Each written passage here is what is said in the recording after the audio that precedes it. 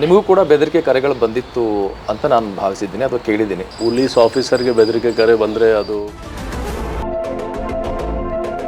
ಬಳ್ಳಾರಿ ಅಂದ ತಕ್ಷಣ ಎಲ್ಲರ ಕಿವಿನೇ ಬರುತ್ತೆ. ಗಣಿದನಿಗಳು ಅವ್ರ ಜೊತೆಯಲ್ಲಿ ಕೆಲಸ ಮಾಡುವಂಥದ್ದು, ಅಲ್ಲಿ ಅವ್ರ ಮೇಲೆ ಇರುವಂಥ ಆರೋಪ ಆಗಿರ್ಬೋದು. ಸೊ ಭಾಳ ಚಾಲೆಂಜಿಂಗ್ ಆಗಿ ಇರುತ್ತೆ ಪೊಲೀಸ್ ಇಲಾಖೆಯಲ್ಲಿ ಯಾರೇ ಅಲ್ಲಿ SP ಆಗಿ ಹೋದ್ರು ಕೂಡ. ಏನು ಅನಿಸುತ್ತೆ ನಿಮ್ಗೆ ಆ ಬಗ್ಗೆ ಏನಾದರೂ ಹೇಳೋದಕ್ಕೆ? ಬೆಳ್ಳಾರಿ ನಾನು 2008ಇಂದ 10ವರೆಗೆ ನಾನಿದ್ದೆ. ಅದೇ ಪೀಕ್ ಮೈನಿಂಗ್ದು. ಕರ್ನಾಟಕದತ್ತ ಯಾಕೆ ಮುಖ ಮಾಡಿದ್ರಿ ನೀವು? ಏನು ಆ ಸಂದರ್ಭ ಹೇಗೆ ಬಂತು ಅದು? ಇಲ್ಲ, ಇದರಲ್ಲಿ ನಾವು ಸ್ಪಷ್ಟವಾಗಿ ಹೇಳ್ತೇನೆ ಅಂದರೆ, ಒಂದು ನಮ್ಮದು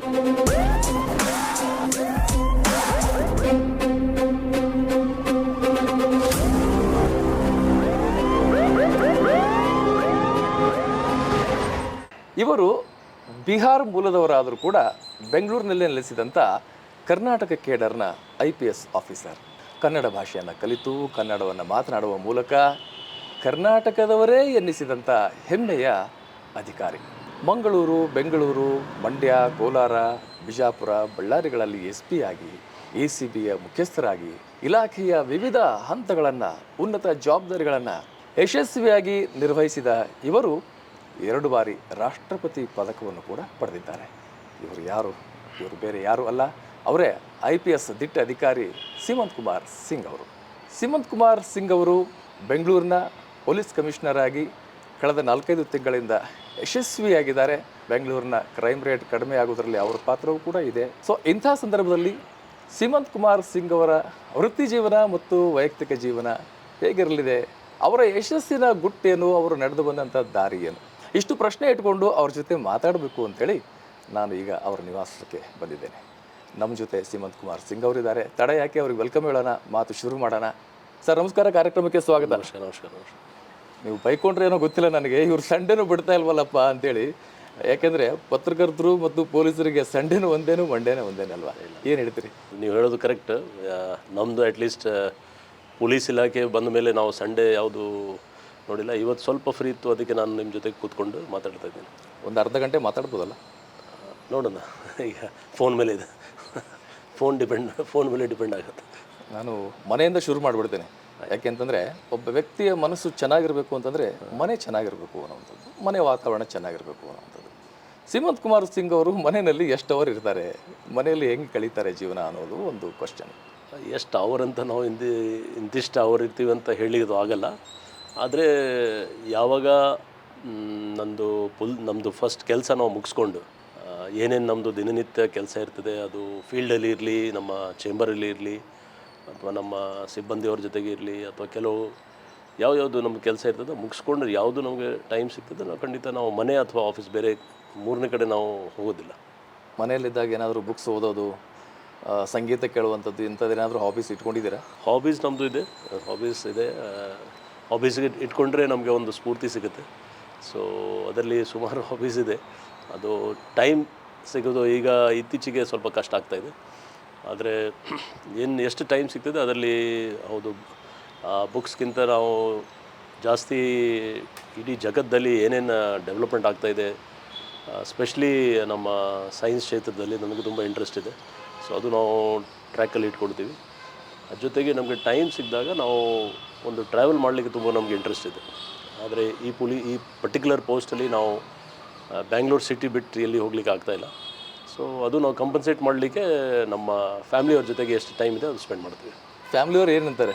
ಯಾಕೆಂದರೆ ನೀವು ಪೊಲೀಸ್ ಆಫೀಸರ್ ಆದಮೇಲೆ ಫ್ಯಾಮ್ಲಿಯವ್ರು ಭಾಳಷ್ಟು ಜನರು ನಾನು ಮಾತಾಡ್ಸ್ತಾ ನಾನು ಕೇಳಿದ್ದೀನಿ, ನಮ್ಮ ಫ್ಯಾಮ್ಲಿಯವ್ರಿಗೆ ಟೈಮೇ ಕೊಡೋಕ್ಕಾಗಲ್ಲ ರೀ, ಎಲ್ಲೂ ಹೋಗೋಕ್ಕಾಗೋದಿಲ್ಲ, ಎಲ್ಲಿ ಹೋದರೂ ಕೂಡ ನಮಗೆ ರೆಸ್ಟ್ರಿಕ್ಷನ್ಸ್ ಇರುತ್ತೆ ಅನ್ನುವಂಥ ಮಾತು. ನಿಮಗೂ ಕೂಡ ಅಂಥ ಒಂದು ಏನಾದರೂ ಫ್ಯಾಮ್ಲಿಯಲ್ಲಿ ಏನಾದರೂ ಆ ಥರ ಮಾತು ಕೇಳಿ ಬಂದಿದೆಯಾ? ಇವ್ರು ನಮ್ಮ ಜೊತೆ ಸಿಗೋದೇ ಇಲ್ಲ, ಮನೆಯಲ್ಲಿ ಸ್ವಲ್ಪ ಅಸಮಾಧಾನ ವ್ಯಕ್ತಪಡಿಸುವಂಥದ್ದು ಇಂಥದ್ದು ಏನಾದರೂ ಆಗ್ತಾ ಇದೆಯಾ?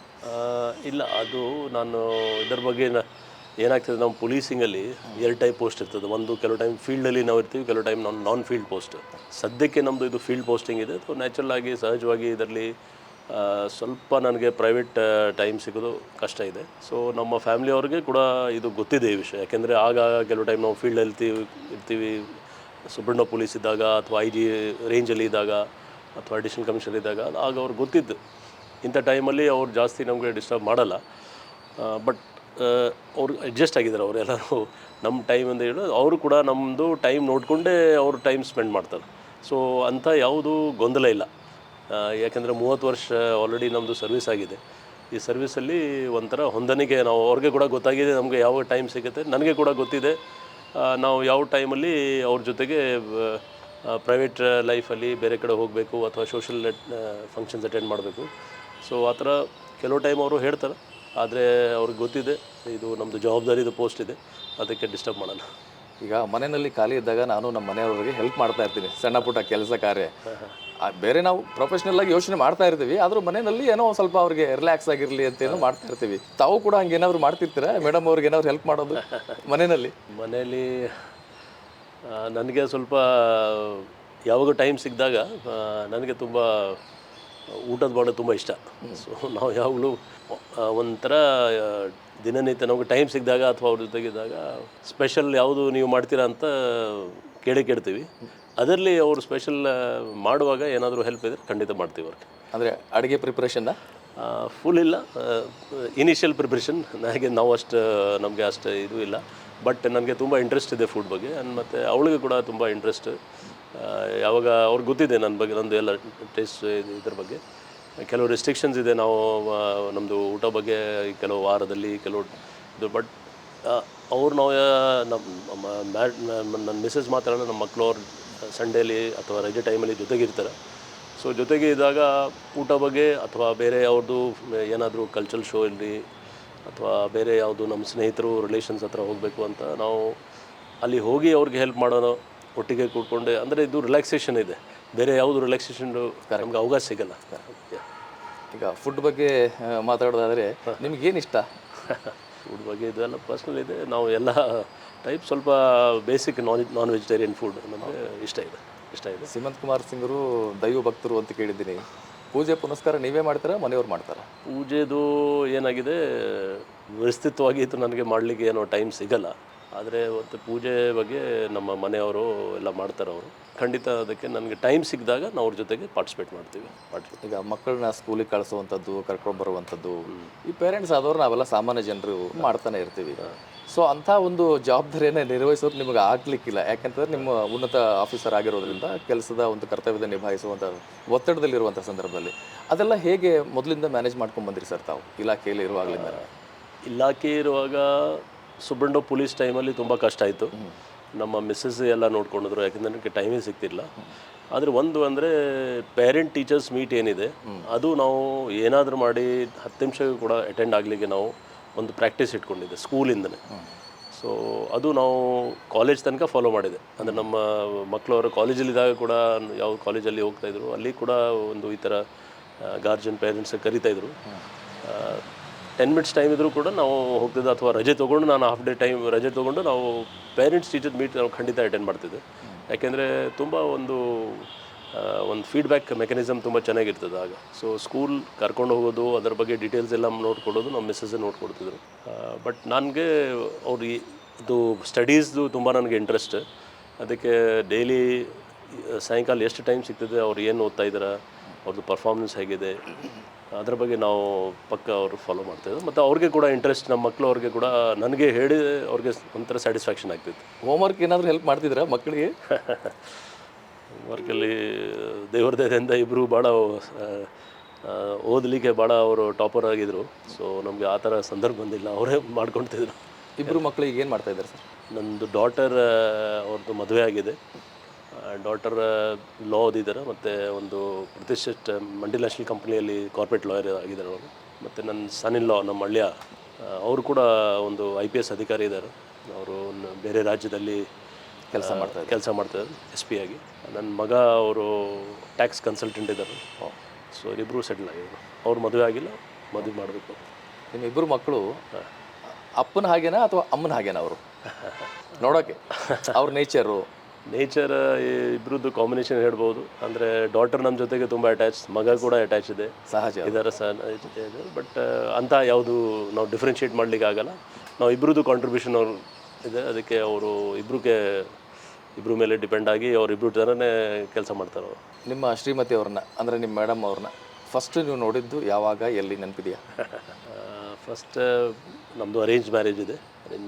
ನಮ್ಮದೇ ನಮ್ಮ ಊರಲ್ಲಿ ಇದು ಆಗಿದೆ. ಸೊ ನೋಡಿದಾಗ ಸರ್ವಿಸ್ ಆದಮೇಲೆ ನಾವು ಯಾವಾಗ ಮದುವೆದು ಇದು ಆಯಿತು ನಮ್ಮ ಗಾರ್ಜಿಯನ್ಸ್ ಅವರೆಲ್ಲ ಪ್ಲ್ಯಾನ್ ಮಾಡಿ ನಾವೆಲ್ಲ ನಮ್ಮ ಫ್ಯಾಮಿಲಿ ವೈಸ್ ಭೇಟಿಯಾಗಿದೆ. ಇದು ಸಹಜ ಸುಮಾರು ವರ್ಷ ಆಗಿದೆ, 20-25 ನೀವು ಇನ್ನೂ ಅವಾಗ ಪೊಲೀಸ್ ಡಿಪಾರ್ಟ್ಮೆಂಟಿಗೆ ಸೇರಿರಲಿಲ್ಲ? ಸೇರಿದ್ವಿ. ಸೇರಿದ ಮೇಲೆ ಅರೇಂಜ್ ಮ್ಯಾರೇಜ್ ಆಗಿದೆ. ಹೌದು. ಎಲ್ಲಿ ಬಿಹಾರದಲ್ಲೇ ಸರ್? ಬಿಹಾರದಲ್ಲಿ. ಕರ್ನಾಟಕದತ್ತ ಯಾಕೆ ಮುಖ ಮಾಡಿದ್ರಿ ನೀವು? ಏನು ಆ ಸಂದರ್ಭ ಹೇಗೆ ಬಂತು ಅದು? ಇಲ್ಲ, ಇದರಲ್ಲಿ ನಾವು ಸ್ಪಷ್ಟವಾಗಿ ಹೇಳ್ತೇನೆ ಅಂದರೆ, ಒಂದು ನಮ್ಮದು ಕ್ಯಾಡರ್ ಸಿಸ್ಟಮ್ ಇದೆ ಇಂಡಿಯನ್ ಪೊಲೀಸ್ ಸರ್ವಿಸಲ್ಲಿ. ಒಂದು ಇಂಡಿಯನ್ ಐ ಎಸ್ ಸರ್ವಿಸ್ ಮತ್ತು ಫಾರೆಸ್ಟ್ ಸರ್ವಿಸ್, ಇದು 3 ಸರ್ವಿಸ್ಗೆ ನಾವು ಆಲ್ ಇಂಡಿಯಾ ಸರ್ವಿಸ್ ಅಂತ ಹೇಳ್ತೀವಿ. ಆಲ್ ಇಂಡಿಯಾ ಸರ್ವಿಸಲ್ಲಿ ಕೇಡರ್ ಸಿಸ್ಟಮ್ ಒಂದು ಸಿಸ್ಟಮ್ ಇದೆ. ಒಂದು ಸ್ಟೇಟ್ಗೆ ನಾವು ಅಲಾಟ್ ಆಗ್ತೀವಿ. ಓಕೆ. ನಂದು ಅಲಾಟ್ಮೆಂಟ್ ಕರ್ನಾಟಕದ. ಓಕೆ. ಇದು ಅಲಾಟ್ ಆಗೋದು ಒಂದು ಮ್ಯಾಟ್ರಿಕ್ ಸಿಸ್ಟಮ್ ಇದೆ, ತುಂಬ ಸ್ವಲ್ಪ ಕಾಂಪ್ಲಿಕೇಟೆಡ್ ಇದೆ. ಇದು ನಾವು ಇಮಿಡಿಯೇಟ್ಲಿ ಹೇಳಲಿಕ್ಕೆ ಸ್ವಲ್ಪ ಕಷ್ಟ ಆಗುತ್ತೆ. ಆದರೆ ನಂದು ಅಲಾಟೆಡ್ ಕ್ಯಾಡರ್ ಇದೆ ಕರ್ನಾಟಕ. ಅಲಾಟ್ಮೆಂಟ್ ಆದಮೇಲೆ ನಾವು ಸರ್ವಿಸ್ ಸ್ಟಾರ್ಟಿಂಗಿಂದ ರಿಟೈರ್ಮೆಂಟ್ವರೆಗೆ ಇದೇ ಸ್ಟೇಟಲ್ಲಿ ಇರಬೇಕು. ಮಧ್ಯದಲ್ಲಿ ನಾವು ಡೆಪ್ಯುಟೇಷನಲ್ಲಿ ಹೋಗ್ಬೋದು ಸೆಂಟ್ರಲ್ ಫೋರ್ಸಸ್ ಅಂದರೆ ED, CBI, IB, CRPF, BSF, ITBP ಅಂತ ಹೋಗ್ಬೋದು. ಬಟ್ ನಮ್ಮದು ಮೂಲ ಮದರ್ ಯೂನಿಟ್ ಕರ್ನಾಟಕ ಇರ್ತದೆ. ಸೊ ನ್ಯಾಚುರಲಿ ಅದಕ್ಕೋಸ್ಕರ ಇದು ಸರ್ವಿಸ್ದು ಹೆಸರು ಇದೆ ಆಲ್ ಇಂಡಿಯಾ ಸರ್ವಿಸ್. ಅಂದರೆ ನಮ್ಮದು ಬ್ಯಾಚ್ಮೇಟು ಕೆಲವರು ನಮ್ಮ ಸ್ಟೇಟಲ್ಲಿ ಇರ್ಬೋದು, ಅಥವಾ ಬೇರೆ ಸ್ಟೇಟ್ ಅವರು ಇಲ್ಲಿ ಬರ್ಬೋದು. ಸೊ ಇದು ಮಿಕ್ಸ್ ಇದೆ. ಪರ್ಸೆಂಟೇಜ್ ಆಫ್ ಆಫೀಸರ್ಸ್ ಇಲ್ಲಿ ಇರ್ತಾರೆ. ಅಂದರೆ ಒಂದು 1/3 ಆಫ್ ದಿ ಟೋಟಲ್ ಅವರು ಲೋಕಲ್ ಅವರು ಇರಬೇಕು, ಆ ಥರ ಇದು ಇದೆ. ಸೊ ಇಲ್ಲಿ ಬಂದ ಮೇಲೆ ನಾವು ಇಲ್ಲಿದು ಏನು ನಮ್ಮದು ಸ್ಟೇಟ್ದು ರಿಕ್ವೈರ್ಮೆಂಟ್ ಇದೆ, ಅದು ಮೇನ್ ಇದೆ ಲ್ಯಾಂಗ್ವೇಜ್, ಭಾಷೆ. ಆ ಭಾಷೆ ನಾವು ಕಲಿಬೇಕು. ಮತ್ತು 10ನೇ ಸ್ಟ್ಯಾಂಡರ್ಡ್ ಭಾಷೆ, 10ನೇ ಸ್ಟ್ಯಾಂಡರ್ಡ್ದು ಎಕ್ಸಾಮ್ ನಾವು ಅಪಿಯರ್ ಆಗಬೇಕು, ಪಾಸ್ ಆಗಬೇಕು. ಸೊ ಅದಾದಮೇಲೆ ನಾವು ಕಂಟಿನ್ಯೂ ಆಗಬೇಕು. ಇಲ್ಲಿ ಮಧ್ಯದಲ್ಲಿ ಎಲ್ಲಿ ಬೇಕಾದ್ರೆ ಡೆಲ್ಲಿ ಅಥವಾ ಬಾಂಬೆ, ಎಲ್ಲಿ ಯಾವ್ದು ಜಾಗದಲ್ಲಿ ಪೋಸ್ಟಿಂಗ್ ನಾವು ತೊಗೊಳ್ಬೋದು. ಆದರೆ ಅದು ಲಿಮಿಟೆಡ್ ಟರ್ಮ್, 3 years, 5 years, 3 ವರ್ಷ, 5 ವರ್ಷ, ಎಷ್ಟಕ್ಕೆ ಸರ್ಕಾರ ಪರ್ಮಿಷನ್ ಕೊಡ್ತಾರೆ. ಮತ್ತು ನಾವು ಕೊನೆಗೆ ಇಲ್ಲಿ ಬರಬೇಕು. ಸೊ ರಿಟೈರ್ಮೆಂಟ್ ಆಗೋವರೆಗೆ ನಾವು ಇಲ್ಲೇ ಇರಬೇಕು. ನೀವು ಕಳೆದ 29-30 ವರ್ಷಗಳ ಹಿಂದೆ ನೀವು ಬೆಂಗಳೂರಿಗೆ ಬಂದಂಥವ್ರು. ಹೌದು. ಸೊ ಆರಂಭದಲ್ಲಿ ನಿಮಗೆ ಲ್ಯಾಂಗ್ವೇಜ್ ಪ್ರಾಬ್ಲಮ್ ಆಯಿತಾ? ಖಂಡಿತ ಲ್ಯಾಂಗ್ವೇಜ್ ಪ್ರಾಬ್ಲಮ್ ಆಗೇ ಆಗ್ತದೆ. ಯಾಕೆಂದರೆ ನಾವು ಮೂಲತಃ ನಾರ್ತ್ ಇಂಡಿಯಾದವರು. ಬಟ್ ಇಲ್ಲಿ ಬಂದ ಮೇಲೆ ನಮಗೆ ಕೂಡ ಒಂದು ಅನಿವಾರ್ಯ ಇತ್ತು, ಲ್ಯಾಂಗ್ವೇಜ್ ಕಲೀಲೇಬೇಕಾಗಿತ್ತು. ಎರಡನೇದು, ಇಲ್ಲಿ ಯಾವುದು ಪೊಲೀಸ್ ಇಲಾಖೆ ಸೇರಿದ ಮೇಲೆ ನಾವು ಒಂದು ಭಾಷೆ ಮಾತಾಡೋದು, ಜನ ಬೇರೆ ಭಾಷೆ ಮಾತಾಡೋದು. ಸೊ ನಮ್ಮದು ಕಮ್ಯುನಿಕೇಷನ್ ಗ್ಯಾಪ್ ಆಗೇ ಆಗ್ತದೆ. ಆ ನಿಟ್ಟಿನಲ್ಲಿ ನಾನು ಸ್ವಲ್ಪ ಒಂಥರ ಒಂದು ಗುರಿ ಇಟ್ಕೊಂಡು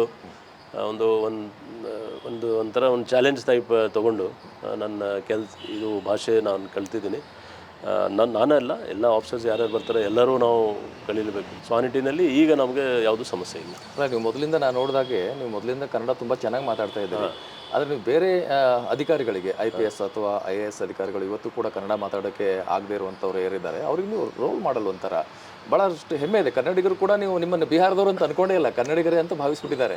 ಅಲ್ಲ, ಏನು ಅನಿಸುತ್ತೆ ನಿಮಗೆ ಇದೆಲ್ಲ ನೋಡಿದಾಗ? ಏನಾಗಿದೆ, ನಮ್ಮದು ಎಂಟೈರ್ ಇದು ಪೊಲೀಸ್ ಇಲಾಖೆಯಲ್ಲಿ ಏನಾಗಿದೆ, ಸ್ಪೆಷಲ್ ಪೊಲೀಸ್ ನಾವು ಹೇಳ್ಬೋದು, ಇದು ಒಂದು ಮ್ಯಾನ್ ಪವರ್ ಡಿಪಾರ್ಟ್ಮೆಂಟ್. ಅಂದರೆ ಆಫೀಸ್ ಅಧಿಕಾರಿ ಇರೋದು ನಾವು ಬರೀ 15% ಅಷ್ಟೇ.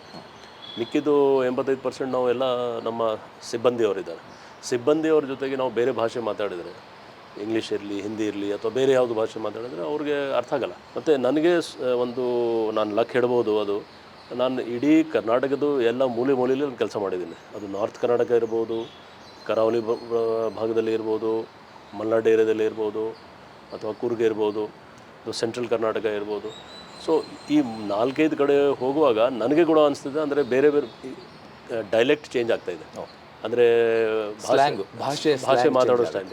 ಈಗ ನನಗೆ ಭಾಳ ಒಂದು ಇಂಟ್ರೆಸ್ಟಿಂಗ್ ನಾನು ಹಾಬಿ ಇದು ಕಲ್ತ್ಕೊಂಡಿದ್ದೀನಿ. ಯಾರು ಬಂದರೆ ನಾನು ಫಸ್ಟ್ ಅವ್ರ ಹೆಸರು ಕೇಳ್ತೀವಿ, ಆಮೇಲೆ ಅವ್ರು ಮಾತಾಡೋ ಸ್ಟೈಲ್ ನೋಡಿದ್ರೆ ನಾನೇ ಅವ್ರಿಗೆ ಚಾಲೆಂಜ್ ಮಾಡ್ತೀನಿ, ನೋಡಪ್ಪ ನೀವು ಆ ಕಡೆಯವ್ರು ಇರ್ಬೋದು, ನಿಮ್ಮ ಜೊತೆಗೆ ಮಾತಾಡುವಾಗ ನಾನು ಸ್ವಲ್ಪ ಕನ್ಫ್ಯೂಸ್ ಆದೆ. ನಿಮ್ಮದು ಅಷ್ಟು ಬಿಜಾಪುರದ್ದು ನಮಗೆ ಇದು ಗೊತ್ತಾಗಲಿಲ್ಲ. ಆದರೆ ಬಿಜಾಪುರ ನಾನು ಸುಮಾರು 3.5 ವರ್ಷ ಕೆಲಸ ಮಾಡುವಾಗ ನನಗೆ ತುಂಬ ಫ್ರೆಂಡ್ಸ್ ಅಲ್ಲಿ ಈಗಲೂ ಬರ್ತಾಯಿರ್ತಾರೆ.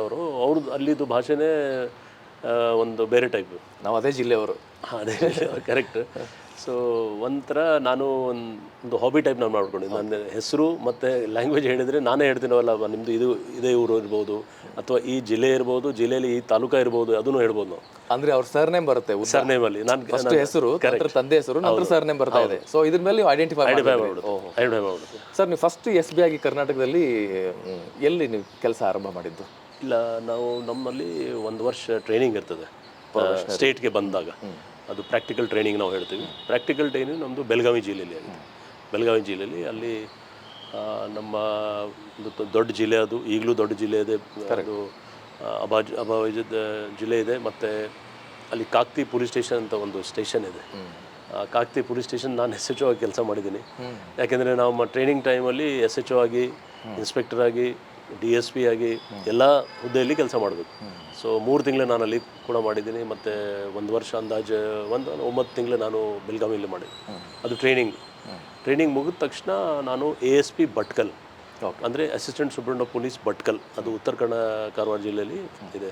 ತುಂಬ ಒಂದು ಸೆನ್ಸಿಟಿವ್ ಸಬ್ ಡಿವಿಷನ್, ಅಂದರೆ ನಮ್ಮದು ಇನ್ಚಾರ್ಜ್ ಆಗಿ ನಾವು ಹೋಗ್ತೀವಿ, ಸಬ್ ಡಿವಿಷನ್ ಹೆಡ್. ನಂತರ SP ಆಗಿ ಜಸ್ಟ್ ಹೇಳಿದಾಗೆ ಕೂರ್ಗ್, ಮಂಗಳೂರು, ಬಿಜಾಪುರ, ಕೋಲಾರ, ಮಂಡ್ಯ ಇಂಥದ್ದು ಕಡೆ ನಾವು ಕೆಲಸ ಮಾಡಿದ್ದೀನಿ. ಬೆಳ್ಳಾರಿ. ಈಗ ಬೆಂಗಳೂರು ಮತ್ತು ಬೆಳಗಾವಿಗೆ ಹೋದರೆ ಏನು ಅಷ್ಟೊಂದು ಅನಿಸೋದಿಲ್ಲ, ಯಾಕಂತಂದರೆ ಹವಾ ಕೂಡ ಸೇಮ್ ಇರುತ್ತೆ, ಕೂಲ್ ಆಗಿರುತ್ತೆ ವೆದರು. ನೀವು ಬಿಜಾಪುರ ಅಂತ ಬಂದಾಗ, ಬಳ್ಳಾರಿ ಕಡೆ ಹೋದಾಗ ಸ್ವಲ್ಪ ಬಿಸಿಲು ಜಾಸ್ತಿನೇ ಅಲ್ಲಿ. ಅಲ್ಲಿ ಹೇಗೆ ನಿಭಾಯಿಸಿದಿರ್ತೀವಿ? ಯಾಕಂದರೆ 2.5 ವರ್ಷ 3 ವರ್ಷ ಅಲ್ಲಿ ಇದ್ರಿ. ಮಾಡಿದ್ದೇನೆ. ಅಲ್ಲಿ ಜೀವನ ಹೇಗಿತ್ತು ನಿಮ್ಮದು? ಒಂದೊಂದು ಥರ ಒಂದೊಂದು ವೆದರ್ ಇರ್ತದೆ. ಬಟ್ ನಮ್ಮ ಕೆಲಸ ಮಾಡುವಾಗ ನಮಗೆ ವೆದರ್ ಬಗ್ಗೆ ಅಷ್ಟು ಏನು ಅನಿಸೋದಿಲ್ಲ. ಖಂಡಿತ ಸಮಸ್ಯೆ ಇರ್ತದೆ. ವೆದರ್ ಅಡ್ಜಸ್ಟ್ ಆಗಲಿಕ್ಕೆ ಕಷ್ಟ ಇದೆ. ಫುಡ್ ಕೂಡ ಅಲ್ಲಿ ಫುಡ್ ಇದೆ. ಬಟ್ ಫುಡ್ ನನಗೆ ಅಲ್ಲ, ಫುಡ್ ಬಗ್ಗೆ ನಾನು ಹೇಳಿದೆ. ನಾನು ಯಾವ್ದು ಫುಡ್ ಇದ್ದರೆ ನಾನು ಅದ್ರ ಬಗ್ಗೆ ತುಂಬ ನನಗೆ ಇಷ್ಟ ಇದೆ. ಆ್ಯಂಡ್ ಅಲ್ಲಿದು ಫುಡ್ದು ಒಂದು ಭಾಳ ಹೆಲ್ದಿ ಫುಡ್ ಇದೆ. ಅದು ನಾನು ಏನು ಹೇಳಬೇಕು, ಈಗಲೂ ಬಿಜಾಪುರದು ಏನೋ ಜೋಳದ ರೊಟ್ಟಿ ಅಂದರೆ ನಮ್ಮ IB ಇದೆ, ಇನ್ಸ್ಪೆಕ್ಷನ್ ಬಂಗ್ಲು. ಅಲ್ಲಿದು ಊಟ ಅಷ್ಟು ಫೇಮಸ್ ಅಂದರೆ ಜನ ಅಲ್ಲಿ ಬಂದು ಹೋಟೆಲ್ ಟೈಪಲ್ಲಿ ಊಟ ಮಾಡ್ಲಿಕ್ಕೆ ಬರ್ತಿದ್ರು. ಪ್ಲಸ್ ಅಲ್ಲಿ ಸೌದತ್ತಿ ಒಂದು IB ಇದೆ, ನಿಮಗೆ ಗೊತ್ತಿರ್ಬೋದು. ಅಲ್ಲಿ ಸೌದತ್ತಿದು ಅಷ್ಟು ಎಲ್ಲಮ್ಮ ದೇವಸ್ಥಾನ ಹೋಗುವಾಗ, ಪ್ಲಸ್ ಬೆಳಗಾವಿ ನಾವು ಹೋಗುವಾಗ ನಮ್ಮ ರೇಂಜ್ ಹೆಡ್ ಕ್ವಾರ್ಟರ್ ಇತ್ತು. ಸೊ ಸೌದತ್ತಿಯಲ್ಲಿ ತುಂಬ ಚೆನ್ನಾಗಿ ಅಲ್ಲಿ ಜೋಳದ ರೊಟ್ಟಿ ಇರಲಿ ಅಥವಾ ನಮ್ಮ ಚಟ್ನಿ ಬೇರೆ ಬೇರೆ ಟೈಪು, ಎಲ್ಲ ಪುಟಾಣಿ ಚಟ್ನಿ ಅಥವಾ ಯಾವುದು ಶೇಂಗಾ ಚಟ್ನಿ. ಸೊ ಅಲ್ಲಿದು ಕ್ಲೈಮೇಟ್ಗೆ ಸೆಟ್ ಆಗೋದು ಆ ಥರದ ಫುಡ್ ಇದೆ. ಅದೇ ರೀತಿ ಕರಾವಳಿ ಬಂದರೆ ಮೀನು ಸಾರು ಅದು ಎಲ್ಲ ಇದೆ. ಸೊ ಎಲ್ಲ ಟೈಪ್ ಫುಡ್ಸು ಅಲ್ಲಿ ವೆದರ್ಗೆ ಸೆಟ್ ಆಗಿ ಫುಡ್ ಪ್ಯಾಟರ್ನ್ ಇದೆ. ಅದು ನಾನು ಸ್ಟಡಿ ಮಾಡಿದೆ. ಯಾಕೆ ಈ ಥರ, ಯಾಕಂದರೆ ಕೆಲವು ಟೈಮ್ ನಮ್ಮ ಹುಡುಗರು ಅಂದರೆ ನಮ್ಮ ಪೊಲೀಸ್ ಕಾನ್ಸ್ಟೇಬಲ್ಸ್ ಅವರು ಬಿಜಾಪುರಿಂದ ಮಂಗಳೂರಿಗೆ ಟ್ರೈನಿಂಗ್ಗೆ ಬರ್ತಿದ್ರು. ಇಲ್ಲಿ ಬಂದ ಮೇಲೆ ಅವ್ರದ್ದು ಒಂದೇ ಸರ್, ಇಲ್ಲಿ ನಾವು ಅನ್ನ ತಿನ್ನಲಿಕ್ಕೆ ಆಗಲ್ಲ, ನಮಗೆ ರೊಟ್ಟಿ ಬೇಕೇ ಬೇಕು ಅಂತ. ಸೊ ನಾವು ಅವ್ರಿಗೋಸ್ಕರ ಸಪ್ರೇಟಾಗಿ ರೊಟ್ಟಿ ವ್ಯವಸ್ಥೆ ಮಾಡ್ತಿದ್ದೆ. ಸೊ ಫುಡ್ ಅಡ್ಜಸ್ಟ್ ಆಗಲಿಕ್ಕೆ, ವೆದರ್ ಆಗಲಿಕ್ಕೆ ಇದು ಸಹಜ. ಇನಿಷಿಯಲಿ ಸಮಸ್ಯೆ ಆಗ್ತದೆ. ಬಟ್ ಅದರ ಬಗ್ಗೆ ನಾವು ಜಾಸ್ತಿ ಕೇರ್ ಮಾಡಿದರೆ ನಾವು ಕೆಲಸ ಬಗ್ಗೆ ನಮಗೆ ತೊಂದರೆ ಆಗ್ತದೆ. ಸೊ ಕೆಲಸದಲ್ಲಿ ನಾವು ಇಂಟ್ರೆಸ್ಟ್ ತೋರಿಸ್ಬಿಟ್ರೆ ಆಟೋಮೆಟಿಕ್ಲಿ ಇದು ಸೈಡ್ ಆಗಿಬಿಡುತ್ತೆ. ನಾವು ಬಳ್ಳಾರಿಯಲ್ಲಿ ಯಾವ ಇಸ್ವಿಯಲ್ಲಿದೆ ಸರ್? ಬಳ್ಳಾರಿಯ ಅನುಭವ ಹೇಗಿತ್ತು? ಯಾಕೆಂತಂದರೆ ಬಳ್ಳಾರಿ ಅಂದ ತಕ್ಷಣ ಎಲ್ಲರ ಕಿವಿನೇ ಬರುತ್ತೆ, ಗಣಿದನಿಗಳು ಅವ್ರ ಜೊತೆಯಲ್ಲಿ ಕೆಲಸ ಮಾಡುವಂಥದ್ದು, ಅಲ್ಲಿ ಅವ್ರ ಮೇಲೆ ಇರುವಂಥ ಆರೋಪ ಆಗಿರ್ಬೋದು. ಸೊ ಭಾಳ ಚಾಲೆಂಜಿಂಗ್ ಆಗಿ ಇರುತ್ತೆ ಪೊಲೀಸ್ ಇಲಾಖೆಯಲ್ಲಿ ಯಾರೇ ಅಲ್ಲಿ SP ಆಗಿ ಹೋದ್ರು ಕೂಡ. ಏನು ಅನಿಸುತ್ತೆ ನಿಮಗೆ? ಆ ಬಗ್ಗೆ ಏನಾದರೂ ಹೇಳೋದಿದೆಯಾ? ಬೆಳ್ಳಾರಿ ನಾನು 2008ಇಂದ 10ವರೆಗೆ ನಾನಿದ್ದೆ.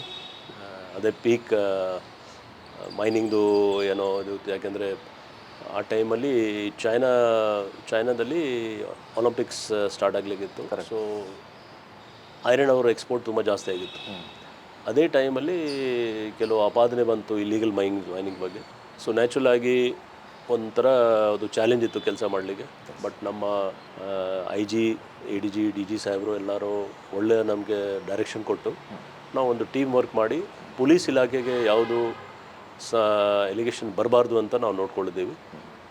ಬೇರೆ ನಿಮಗೆ ಗೊತ್ತಿದೆ, ಅದು ಒಂಥರ ರಾಷ್ಟ್ರಕ್ಕೆ ಒಂದು ಸಮಸ್ಯೆ ಆಯಿತು ಇಲ್ಲಿಗಲ್ ಮೈನಿಂಗ್ ಬಗ್ಗೆ. ಅದರ ಬಗ್ಗೆ ನಾನು ಜಾಸ್ತಿ ಮಾತಾಡಲ್ಲ. ಬಟ್ ಖಂಡಿತ ಒಂದು ಬೆಳ್ಳಾರಿಯಲ್ಲಿ ಕೆಲಸ ಮಾಡೋದು ನನಗೆ ಒಂದು ಚಾಲೆಂಜ್ ಇತ್ತು. ಅಲ್ಲಿ ಹೆಸರು ಹೇಳೋದು ಬೇಡ, ನೀವು ಅಲ್ಲಿದ್ದಾಗ ನಿಮಗೂ ಕೂಡ ಬೆದರಿಕೆ ಕರೆಗಳು ಬಂದಿತ್ತು ಅಂತ ನಾನು ಭಾವಿಸಿದ್ದೀನಿ ಅಥವಾ ಕೇಳಿದ್ದೀನಿ. ನಿಜನಾ ಸರ್ ಅದು? ಇಲ್ಲ, ಪೊಲೀಸ್ ಆಫೀಸರ್ಗೆ ಬೆದರಿಕೆ ಕರೆ ಬಂದರೆ ಅದು ಪೊಲೀಸ್ ಕೆಲಸ ಮಾಡಲಿಕ್ಕೆ ಯೋಗ್ಯ ಅಲ್ಲ ಅಂತ ನಾನು ಹೇಳ್ತೀನಿ. ಓಕೆ, ಬರಬಾರ್ದು, ಬಂದರೆ ಅದಕ್ಕೆ ತಕ್ಕಂತೆ ಕೆಲಸ ಮಾಡಬೇಕು. ಸೊ ನನ್ನ ಎಂಟೈರ್ ಎಕ್ಸ್ಪೀರಿಯನ್ಸಲ್ಲಿ ಅಲ್ಲಿ ಮಾತ್ರ ಅಲ್ಲ, ಬೇರೆ ಕಡೆ ಕೂಡ ಯಾವುದೋ ಅಂಥ ಸಂದರ್ಭ ಬಂದಿಲ್ಲ. ಬರಬಾರ್ದು ಯಾರಿಗೆ ಕೂಡ, ಯಾರೋ ನಮ್ಮ ಲೋವರ್ ಆಫೀಸರ್ಸ್ ಇರಲಿ, ಹೈಯರ್ ಯಾರಿಗೇ ಇರಲಿ. ಸೊ ಅದಕ್ಕೆ ನಾನು ಯಾವಾಗಲೂ ನಮ್ಮ ಆಫೀಸರ್ಸ್ಗೆ ಹೇಳ್ತೀವಿ, ರೌಡಿಸಮ್ ಡೀಲ್ ಮಾಡಲಿಕ್ಕೆ ನೀವು ಒಂದು ಕರೆಕ್ಟಾಗಿ ನಿಮ್ಮ ಪೊಸಿಷನಲ್ಲಿ ಇರಬೇಕು. ಇಲ್ಲಾಂದರೆ ನೀವು ರೌಡಿ ಕಂಟ್ರೋಲ್ ಮಾಡಲಿಕ್ಕೆ ಆಗಲ್ಲ. ಸೊ ಅವತ್ತು ಯಡಿಯೂರಪ್ಪನವರು ಮುಖ್ಯಮಂತ್ರಿ ಆಗಿರ್ತಾರೆ ರಾಜ್ಯದಲ್ಲಿ, ಗಣಿ ಸಚಿವರಾಗಿ ಜನಾರ್ದನ್ ರೆಡ್ಡಿ ಅವರು ಇರ್ತಾರೆ. ಅಂಥ ಸಂದರ್ಭದಲ್ಲಿ ನೀವು ಅಲ್ಲಿ ಕಾನೂನು ಸುವ್ಯವಸ್ಥೆ ಪಾಲಕರಾಗಿ ನೀವು ಕರ್ತವ್ಯ ನಿರ್ವಹಿಸ್ತಾ ಇರ್ತೀರಿ. ಸೊ ಆ ವೇಳೆ ಕಾಂಗ್ರೆಸ್ನ ಪ್ರತಿಪಕ್ಷ ನಾಯಕರಾದಂಥ ಸಿದ್ದರಾಮಯ್ಯನವರು ಪಾದಯಾತ್ರೆಯನ್ನು ಹಮ್ಮಿಕೊಳ್ತಾರೆ ಎಲ್ಲಿಗೆ ಬಳ್ಳಾರಿಗೆ. ಆ ಸಂದರ್ಭದಲ್ಲಿ ಕಾನೂನು ಸುವ್ಯವಸ್ಥೆ ತಾವು ಪಾಲನೆ ಮಾಡಿದಿರಿ ಅಂತ ಅಂದ್ಕೊಂಡಿದ್ದೀನಿ. ಅದು ಹೇಗಿತ್ತು ಸರ್ ಆ ಸಂದರ್ಭ? ಇಲ್ಲ, ನಾನು ಆ ಟೈಮಲ್ಲಿ ನಾನು ಇರಲಿಲ್ಲ. ನಂದು ಪ್ರಮೋಷನ್ ಆಗಿ ನಾನು ಬಂದುಬಿಟ್ಟಿದೆ. ಬೇರೆ ಎಸ್ ಪಿ ಅವರಿದ್ದರು. ಬಟ್ ನಾನು ಇರೋವರೆಗೆ ಯಾವುದು ಸಮಸ್ಯೆ ಆಗಿಲ್ಲ. ಮಾನ್ಯ ಚೀಫ್ ಮಿನಿಸ್ಟರ್ ಸಾಹೇಬರು, ಪ್ರೆಸೆಂಟ್ ಚೀಫ್ ಮಿನಿಸ್ಟರ್ ಸಾಹೇಬರಲ್ಲಿ ಕಾಲ್ನಡಿಗೆ ಹೋಗುವಾಗ ನಂದು ಆಲ್ರೆಡಿ ಪ್ರಮೋಷನ್ ಆಗಿ ನಾನು ಹೋಗ್ಬಿಟ್ಟಿದ್ದೆ ಅಲ್ಲಿಂದ. ಯಾಕಂದರೆ ನಾವು ಅವತ್ತು ಅಲ್ಲಿಂದ ನಾವು ವರದಿಗಾರಿಕೆಯನ್ನು ಮಾಡ್ತಾ ಇದ್ವಿ. ಹಾಂ, ನಾನು ಇರಲಿಲ್ಲ ಆಗ. ನಾನು ಡಿ ಐ ಜಿ ಆಗಿ ಆಲ್ರೆಡಿ ಪ್ರಮೋಷನ್ ಆಗಿ ನಾನು ಮಂಗಳೂರು ಕಮಿಷನರ್ ಆಗಿ ಹೋಗಿದ್ದೆ. ಈಗ ಜಿಲ್ಲೆಗಳಲ್ಲಿ ಎಸ್ ಪಿ ಆಗಿರುವಂಥ ಪೊಲೀಸ್ ಇಲಾಖೆಯಲ್ಲಿರುವಂಥವ್ರಿಗೆ ತಾವು ಏನು ಸಲಹೆ ಮಾಡೋಕ್ಕೆ ಇಷ್ಟಪಡ್ತೀರಿ? ಚಾಲೆಂಜಸ್ಗಳನ್ನು ಹೇಗೆ? ಚಾಲೆಂಜಸ್ ನೋಡಿ, ಪೊಲೀಸ್ ಇಲಾಖೆಯಲ್ಲಿ ಯಾವಾಗಲೂ ಚಾಲೆಂಜಸ್ ಇದ್ದೇ ಇರ್ತದೆ. ಬಟ್ ಚಾಲೆಂಜಸ್ ಒಂದು ಚೆನ್ನಾಗಿ ಚೇಂಜ್ ಆಗ್ತದೆ. ಇವತ್ತು ಒಂದು ಇರ್ಬೋದು, ನಾಳೆ ಒಂದು ಇರ್ಬೋದು. ಬಟ್ ನಮ್ಮ ಕೆಲಸದಲ್ಲಿ ನಾವು ಪ್ರಾಮಾಣಿಕವಾಗಿ ಮಾಡಿದರೆ, ಸ್ಪೆಷಲಿ ಸ್ವತಃ ನಾವು ನೋಡಬೇಕು ಏನು ನಡೀತಾ ಇದೆ. ಅದು ಮೋಸ್ಟ್ ಇಂಪಾರ್ಟೆಂಟ್ ಇದೆ. ಕೆಲವು ಏನಾಗ್ತದೆ, ನಾವು ಬೇರೆ ಮಾತು ಕೇಳಿ ಇಲ್ಲ ಇಂಥ ಆಗಿರ್ಬೋದು, ಅದರ ಮೇಲೆ ಡಿಪೆಂಡ್ ಆಗಿ ನಾವು ಡಿಸಿಷನ್ ತೊಗೊಂಡಿದ್ದು. ಅದು ತಪ್ಪು ನನ್ನ ಪ್ರಕಾರ. ಸ್ವಲ್ಪ ಕಷ್ಟ ಆಗುತ್ತೆ. ಸ್ಪೆಷಲಿ ಜಿಲ್ಲೆಯಲ್ಲಿ ಮೇ ಬಿ ನಿಮಗೆ 2 ಗಂಟೆ ನೈಟ್ಗೆ ಯಾವುದು ಮಾಹಿತಿ ಬಂತು ಅಥವಾ ಏನಾದರೂ ಘಟನೆ ನಡೆದಿದೆ, ನಾವು ಇಲ್ಲ ಬೆಳಿಗ್ಗೆ ಹೋಗೋಣ ನೆಗ್ಲೆಕ್ಟ್ ಮಾಡಿದರೆ ಅದು ಈಗಿನ ಪರಿಸ್ಥಿತಿಯಲ್ಲಿ ಆಗಲ್ಲ. ಒಂದು ಸೋಷಿಯಲ್ ಮೀಡಿಯಾ ಇದೆ, ಪ್ರೆಸ್ ಅವರಿದ್ದಾರೆ, ನಮ್ಮ ಹಿರಿಯ ಅಧಿಕಾರಿಯವರಿದ್ದಾರೆ, ಅವ್ರಿಗೆ ನಾವು ಜವಾಬ್ದಾರಿ ಇದೆ, ನಮ್ಮ ಗೌರ್ಮೆಂಟ್ ಸೆಟಪ್ ಇದೆ ಒಂದು. ಸೊ ಎಲ್ಲರೂ ಒಂದು ಜವಾಬ್ದಾರಿದ ಪೋಸ್ಟಲ್ಲಿ ಇದ್ದಾಗ ಸರ್ಕಾರ ವತಿಯಿಂದ ನಮಗೆ ಫೆಸಿಲಿಟೀಸ್ ಕೊಟ್ಟಿದ್ದಾರೆ. ಗಾಡಿ ಇದೆ, ವ್ಯವಸ್ಥೆ ಇದೆ, ಸೆಕ್ಯೂರಿಟಿ ಇದೆ, ನಮ್ಮದು ಕಮ್ಯುನಿಕೇಷನ್ ಸಿಸ್ಟಮ್ ಇದೆ. ಎಲ್ಲ ಯೂಸ್ ಮಾಡಿ ನಾವು ಕಷ್ಟ ಇದ್ದರೂ ಕೂಡ, ವಿಪರೀತ ಪರಿಸ್ಥಿತಿ ಇದ್ದರೂ ಕೂಡ ನಾವು ಸ್ವತಃ ಅಲ್ಲಿಗೆ ಹೋಗಿ ಪರಿಶೀಲನೆ ಮಾಡಿ ನಾವು ಡಿಸಿಷನ್ ತೊಗೊಳ್ಬೇಕು. ನಾವು ಬೇರೆಯವ್ರ ಡಿಸಿಷನ್ ಮೇಲೆ ಡಿಪೆಂಡ್ ಆಗಬಾರ್ದು. ಇದು ಆದರೆ ಖಂಡಿತ ಯಾರಿಗೆ ತೊಂದರೆ ಆಗಲ್ಲ. ಎಸ್ ಸರ್, ಮಾತುಕತೆಯನ್ನು ಮುಂದುವರ್ಸೋಣ. ನಿಮ್ಮದು ಮನೆ ಎದುರಿಗೆ ಲಾನ್ಸ್ ತುಂಬ ನನ್ನ ಕಣ್ಣು ಸೆಳೀತಾ ಇದೆ. ಸೊ ಹಾಗೆ ಒಂದು ಸಣ್ಣದಾಗಿ ವಾಕ್ ಮಾಡ್ತಾ ಮಾತುಕತೆ ಮುಂದುವರ್ಸೋಣ. ಬನ್ನಿ ಸರ್.